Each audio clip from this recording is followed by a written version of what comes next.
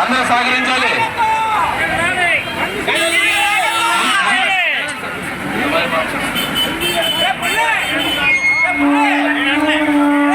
దయచేసి వ్యాన్ మీద ఈ యొక్క వార్డు నాయకులు కూడా వ్యాన్ మీద ఉండాలని కోరుతున్నాం. బయట ఉంటే కొంచెం సహకరించాలి. మన గండి శ్రీనివాస్ గారు వాళ్ళ ఎన్నికల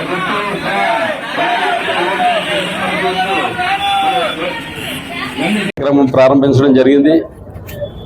1వ వార్డు నుంచి ఈ ప్రచారం ప్రారంభిస్తున్నప్పుడు తెలిసి విశేషంగా పార్టీ నాయకులు కార్యకర్తలు అందరూ కూడా చాలా ఉత్సాహంగా కథం తొక్కుతూ మరి ప్రచార కార్యక్రమాన్ని విజయవంతం చేసిన ప్రతి ఒక్క నాయకులకి పార్టీ కార్యకర్తలకి అందరికీ కూడా నా హృదయపూర్వక ధన్యవాదాలు తెలియజేస్తున్నా.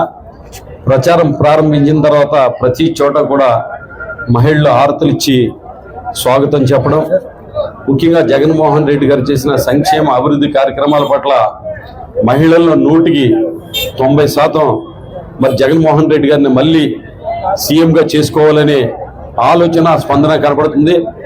అలాగే ముఖ్యంగా ఈ ప్రాంతానికి సంబంధించిన సోదరులు కూడా ముందుకొచ్చి వాళ్ళందరూ కూడా చేతులు ఊపుతూ మాకు మద్దతు తెలియజేయడం, వాళ్ళకి వంక చూసి నమస్కారం పెట్టినప్పుడు ఫ్యాన్ గుర్తును చూపించి ఓటేస్తానంటాం చూస్తుంటే కనుక ప్రజలకి జగన్మోహన్ రెడ్డి గారి పరిపాలన పట్ల అలాగే భీమవరంలో జరిగిన అభివృద్ధి పట్ల వారందరూ కూడా చాలా ఎప్పుడు ఎన్నికలు వస్తాయా, ఎప్పుడు ఫ్యాన్ గుర్తు మీద ఓటేద్దామని ఉత్సాహం అనేది ప్రజల్లో కనిపిస్తుంది.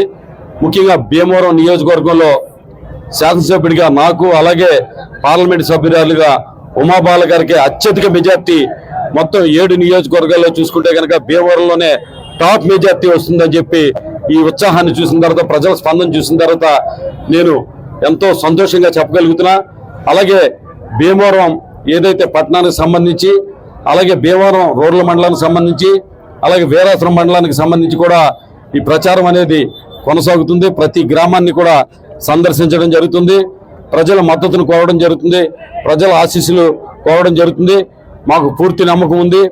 అత్యధికంగా ప్రజలందరూ కూడా 60% భయపడి ఏదైతే వైఎస్ఆర్ కాంగ్రెస్ పార్టీకి మద్దతు ఇస్తారని చెప్పి ఆశిస్తున్నాం. ఎందుకంటే వారి స్పందన అలా ఉంది. జగన్మోహన్ రెడ్డి గారు చేసిన సంక్షేమ అభివృద్ధి కార్యక్రమాలు ఇవన్నీ చూసిన తర్వాత ప్రజల నుంచి వస్తున్న స్పందన చూసిన తర్వాత చెప్పగలుగుతున్నాం. ఎందుకంటే ఏదైతే అన్ని పార్టీలు కలిపి పోటీ చేస్తున్నాయో తెలుగుదేశం పార్టీ, భారతీయ జనతా పార్టీ, జనసేన ఇలాగా ఇండైరెక్ట్ గా కాంగ్రెస్ పార్టీలు ఇవన్నీ కూడా గత ఎన్నికల్లో ఏదైతే పోల్ అయినాయో ఆ ఓట్లన్నీ కూడుకుని మేము గెలుస్తున్నామన్న ఏదైతే అజ్ఞానంలో ఉన్నారో మరి ఈ 5 సంవత్సరాల మధ్య జగన్మోహన్ రెడ్డి గారు చేసిన సంక్షేమ కార్యక్రమాలు ఏదైతే నవరత్నాల ద్వారా ఏదైతే చెప్పారో అవన్నీ కూడా 100% అమలు చేయడం కానీ ఇవన్నీ చూసుకున్నప్పుడు విశ్వసనీయతకి చెప్పాడంటే చేస్తాడంతే అనేది జగన్మోహన్ రెడ్డి గారిని చూసి ప్రజలందరూ కూడా మాట్లాడుతున్న మాట.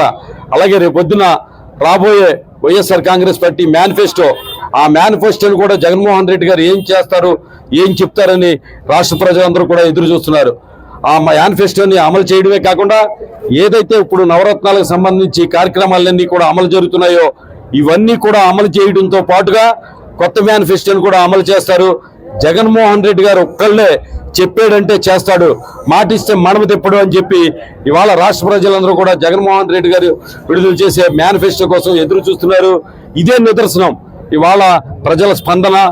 ఇదన్నీ చూస్తే కనుక రాష్ట్రంలో 175కి 175 సీట్లు అసెంబ్లీ సీట్లు, అలాగే 25కి 25 పార్లమెంట్ సీట్లు వైఎస్ఆర్సీపీ జగన్మోహన్ రెడ్డి గారి నాయకత్వంతో గెలుస్తుందని చెప్పి ఈ స్పందన చూసిన తర్వాత స్పష్టంగా నేను తెలియజేస్తున్నా.